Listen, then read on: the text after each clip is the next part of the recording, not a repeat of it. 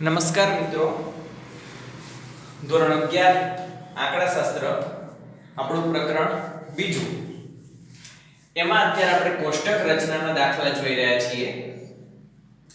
તો એ કોષ્ટક રચનામાં આપણે અત્યારે સ્વાધ્યાયના દાખલા થઈ ગયા બાદ વિભાગ E, જેમાં આપણે ક્વેશ્ચન 8 ગયા લેક્ચરમાં જોયો હતો, હવે આપણે અભ્યાસ કરવાનો છે એના પછીનો દાખલો ક્વેશ્ચન નંબર 9. તો સૌપ્રથમ આપણે જેમ દરેક વખતે જોઈએ છીએ દાખલાની રકમ વાંચીને તેના ઉપરથી આપણે ગુણધર્મો જોઈશું અને એ ગુણધર્મ ઉપરથી આપણે કોષ્ટકની રચના કરવાની છે.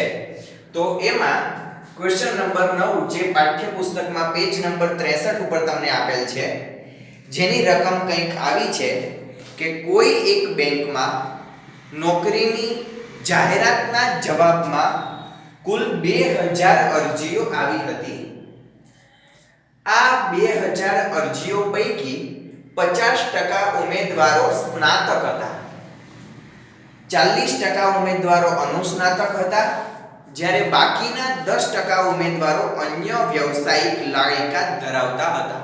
મતલબ પ્રથમ આપણને અહીંયા ગુણધર્મ મળે છે આપણો અભ્યાસ.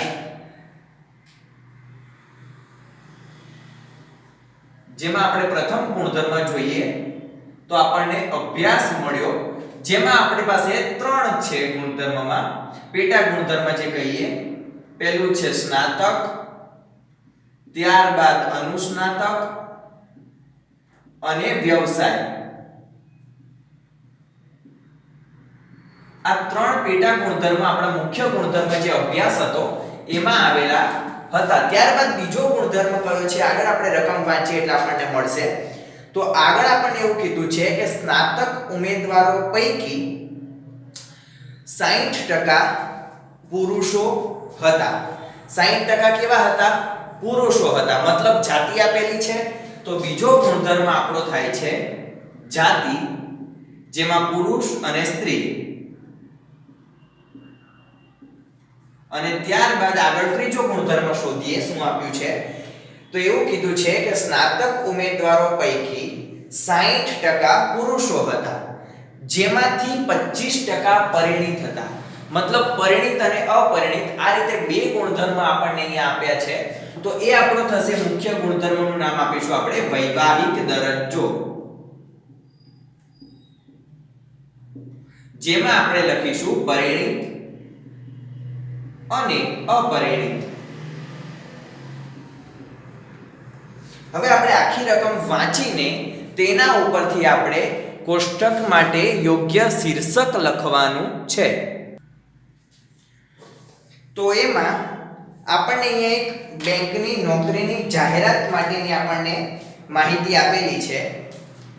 તો એમાં આપણે શીર્ષક લખવા માટે એવું લખી શકીશું કે બેંકમાં નોકરી માટેના ઉમેદવારો જે આવ્યા છે એ ઉમેદવારોનું આપણે અભ્યાસ, જાતિ અને વૈવાહિક દરજ્જો મુજબની સંખ્યા દર્શાવતું કોષ્ટક.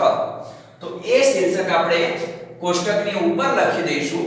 તો લખી દઈએ આપણે બેંકની નોકરી માટેના ઉમેદવારોનું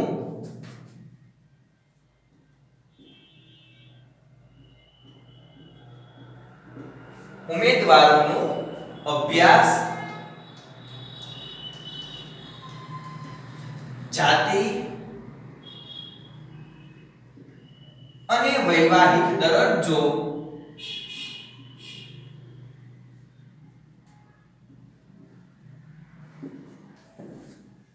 મુજબની સંખ્યા દર્શાવતું કોષ્ટક.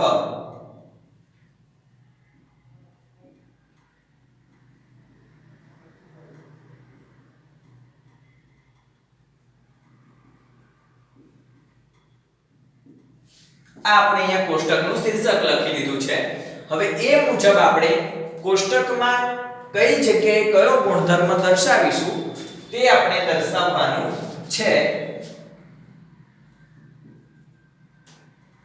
તો અહીં આપણે પ્રથમ જે ડાબી તરફ દર્શાવવાનું છે ત્યાં આપણે ઉમેદવારોનો અભ્યાસ દર્શાવીશું.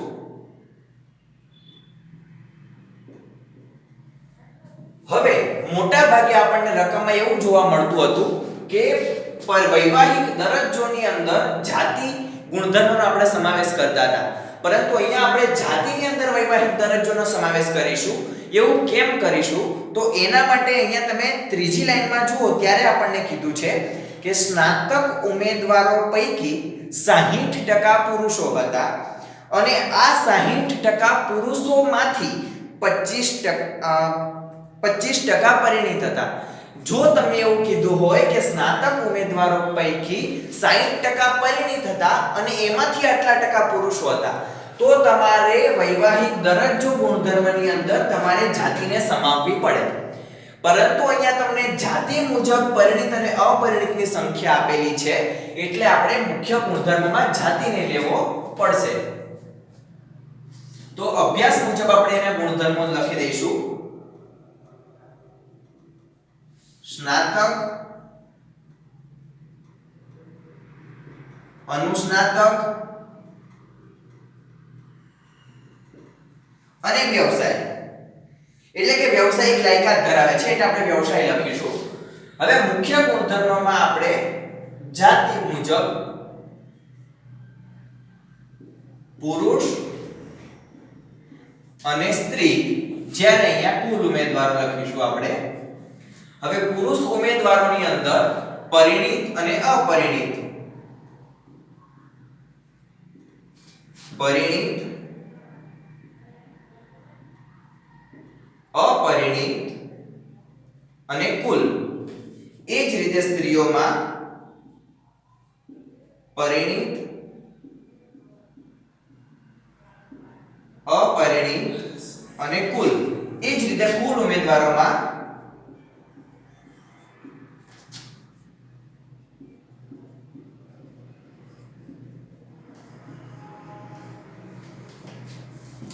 હવે આપણે અહીંયા ગુણધર્મો દર્શાવી દીધા છે.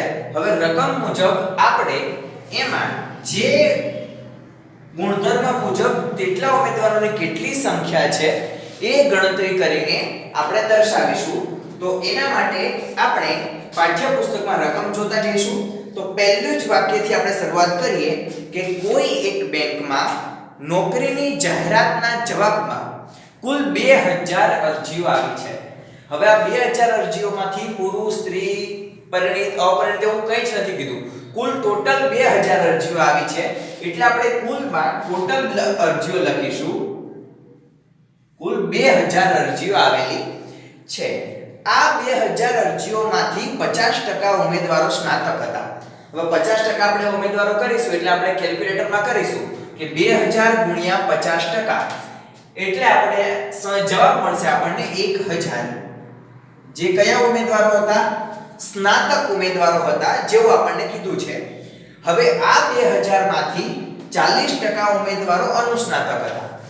મતલબ કે 2000 ગુણ્યા 40%, એટલે તમને મળશે એનો જવાબ 800. અને ત્યારબાદ જે બાકીના 10% વધ્યા એ ઉમેદવારો વ્યવસાયિક લાયકાત ધરાવતા હતા.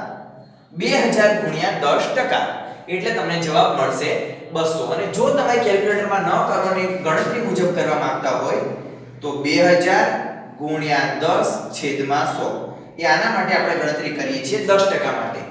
તો આ રીતે પણ તમે કરી શકો છો, એટલે તમને સંખ્યા મળી જશે 200. આ રીતે ગણતરી મુજબ પણ કરી શકાય છે. હવે આગળ આપણે વાંચીએ આગળ શું કીધું છે. તો આગળ આપણને કીધું છે કે સ્નાતક ઉમેદવારો પૈકી 60% પુરુષો હતા. સ્નાતક કુલ 1000 ઉમેદવારો છે, એમાંથી 60% પુરુષો હતા. પુરુષોમાં કુલમાં 60% 1000 ના, તો 1000 ગુણ્યા 60%, એટલે તમને જવાબ મળશે 600. કે જે એના 600 ઉમેદવારો છે એ પુરુષો હતા. હવે એમાં પણ આગળ કીધું છે અને આ 60% પુરુષોમાંથી 25% પરિણીત હતા. મતલબ આ જે 60% સંખ્યા મળી એના 25%, મતલબ 600 ગુણ્યા 25%, એ આપણા પરિણીત છે. મતલબ આવશે 150 પુરુષો પરિણીત હતા. આગળ આપણને કીધું છે 40% સ્નાતક સ્ત્રી ઉમેદવાર પરિણીત હતી.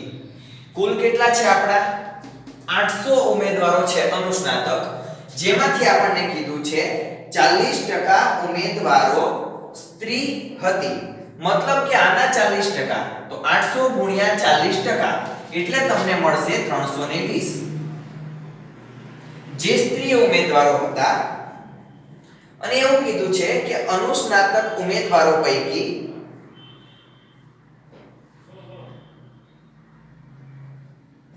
40% સ્નાતક સ્ત્રી ઉમેદવાર હતી. અહીંયા નથી લેવાના આપણે, અહીંયા ઉપર કીધું છે આપણને કે 40% સ્નાતક સ્ત્રી ઉમેદવાર પરિણીત હતી. પરંતુ એના માટે તમારે પહેલા સ્ત્રી કુલ ઉમેદવાર જોવી પડશે. જે પુરુષો 600 હતા એ મુજબ સ્ત્રીઓ કેટલી થાય છે, એમાં 400 સ્ત્રીઓ થઈ.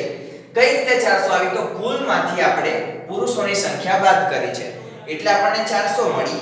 તો એમાં આપણને કીધું છે કે 40% સ્નાતક સ્ત્રી ઉમેદવાર પરિણીત હતી. હવે આ 400 માંથી 40% પરિણીત હતી એટલે 400 ગુણ્યા 40%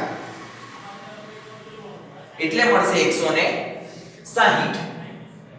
ત્યારબાદ આગળ આપણે જોઈએ તો અનુસ્નાતકમાં આવે છે. હવે અનુસ્નાતક ઉમેદવારો પૈકી કુલ કેટલા હતા 800, એમાંથી 60% પુરુષો હતા. 800 ગુણ્યા 60%, 8 6 48 એટલે આપણને મળશે 480. આ 480 ઉમેદવારો પુરુષો હતા. હવે આના 40% પરણેલા હતા. મતલબ જે પુરુષો 480 સંખ્યા મળી એના 40% આપણે કરવા પડશે જે પરિણીત હતા. તો 480 ગુણ્યા 40% જે આપણને જવાબ મળશે 192 જે પરિણીત હતા. જ્યારે આગળ કીધું છે જ્યારે અનુસ્નાતક સ્ત્રીઓ પૈકી 50% પરણેલી હતી. હવે આમાં 50% પરણેલી છે, 50% અપરિણીત છે. તો એના માટે આપણે કુલ સંખ્યા તો શોધવી પડશે ને. તો 800 એમાંથી આપણે આ સંખ્યા શોધવી હોય તો આપણે કઈ રીતે શોધીશું, તો કુલ સંખ્યામાંથી પુરુષોને બાદ કરીશું. તો 800 - 480 એટલે આપણને જવાબ મળશે 320. હવે આના 50% પરિણીત હતા તો 320 ગુણ્યા 50% એટલે આપણને જવાબ મળશે 160 જે પરિણીત સ્ત્રીઓ હતી. અહીંયા સુધી આપણને મળી ગયું છે. ત્યારબાદ આગળ આપણે જોઈએ. હવે વ્યવસાયિક લાયકાતમાં કીધું છે કે વ્યવસાયિક લાયકાત ધરાવતી 30% સ્ત્રીઓ પૈકી, મતલબ વ્યવસાયિક લાયકાત ધરાવે છે એમાંથી 30% સ્ત્રીઓ છે તો 200 ગુણ્યા 30% એટલે તમને જવાબ મળશે 60. જે 60 સ્ત્રીઓ છે આ 60 સ્ત્રીઓમાંથી 60% સ્ત્રીઓ પરણેલી હતી. આ 60 ના પાછા 60% પરણેલી, મતલબ 36 તો તમને મળશે 36 સ્ત્રીઓ પરણેલી હતી. હવે આગળ કહે છે કે વ્યવસાયિક લાયકાત ધરાવતા પરિણીત અને અપરિણીત પુરુષોની સંખ્યા સમાન હતી. હવે 200 માંથી સ્ત્રીઓ 60 હોય તો પુરુષો કેટલા હોય 140. કઈ રીતે 200 - 60 એટલે 140. હવે વ્યવસાયમાં એવું કીધું છે કે પરિણીત પુરુષો અને સ્ત્રીઓ, પરિણીત અને અપરિણીત પુરુષોની સંખ્યા સરખી છે. મતલબ આના અડધા થઈ જશે તો મતલબ આવશે 70 અને 70. અહીંયા સુધી આપણને મળી ગયું છે. હવે બાકીનું આપણે સરવાળો કરીને કે બાદબાકી કરીને જે રીતે આપણે સામાન્ય ગણતરી કરીએ છીએ, સાદી ગણતરી, એના ઉપરથી આપણે મેળવી શકીશું. પરિણીત પુરુષો 150 છે તો અપરિણીત કેટલા હશે, તો કે 600 માંથી 150 બાદ કરીએ એટલે મળશે 450. એ જ રીતે અનુસ્નાતકમાં 480 - 192 એટલે 480 - 192 કરીશું એટલે આપણને મળે છે 288.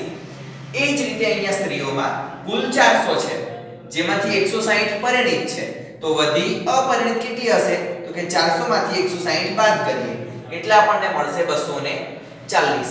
એ જ રીતે અહીંયા કુલ સ્ત્રીઓ છે 320 જેમાંથી 160 પરિણીત છે તો 160 બીજી હશે જે અપરિણીત હશે. એ બંને ટોટલ એટલે 320. એ જ રીતે અહીંયા કુલ સ્ત્રીઓ છે 60 જેમાંથી 36 પરિણીત છે તો અપરિણીત કેટલી હશે 24. ત્યારબાદ જોઈએ કુલમાં આપણે હવે ગણતરી કરવાની છે.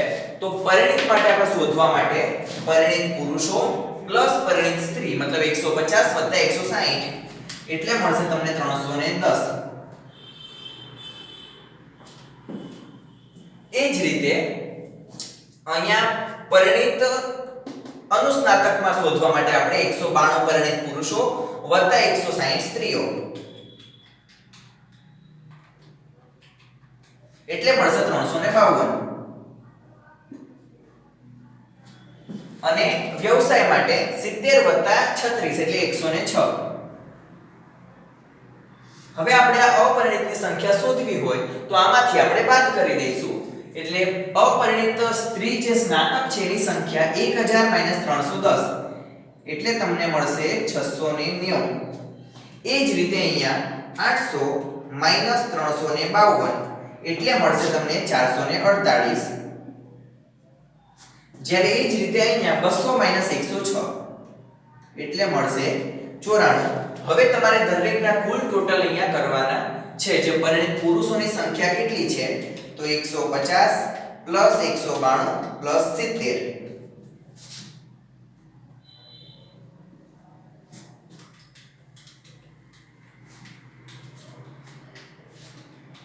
હવે અહીંયા 450 + 288 + 70 એટલે આપણને જવાબ મળશે 808.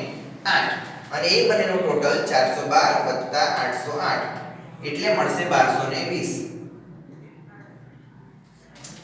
એ જ રીતે હવે સ્ત્રીઓમાં પરિણીતમાં આપણે કુલ ટોટલ કરીશું 160 + 160 એટલે 320 + 36 એટલે 356. એ જ રીતે અહીંયા 240 + 160 એટલે 400 અને 424. બંનેનો સરવાળો કરી દઈશું આપણે એટલે મળશે 780. હવે આ ત્રણેયનો સરવાળો કરીને કરીએ તો પણ ચાલે અને 412 + 356 કરીએ તો પણ ચાલે.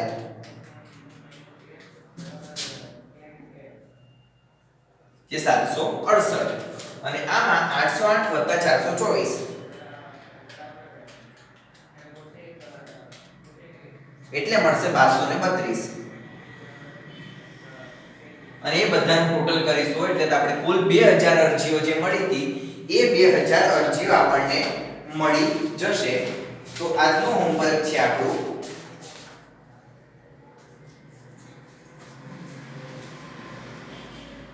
આજ દાખલો આપણે આજના હોમવર્કમાં ફરીથી ગણીશું.